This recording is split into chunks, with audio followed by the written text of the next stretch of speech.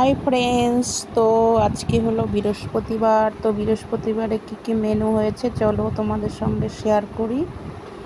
তো সর্বপ্রথম এটা হচ্ছে ভাত,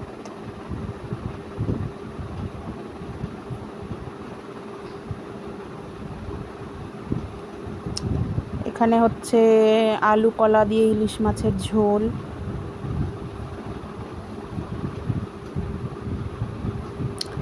আর এখানে হচ্ছে ইলিশ মাছ ভাজা। ইলিশ মাছ ভাজাটা কিন্তু সবাই পছন্দ করে, তার জন্য কটা ভাজা রেখেছি।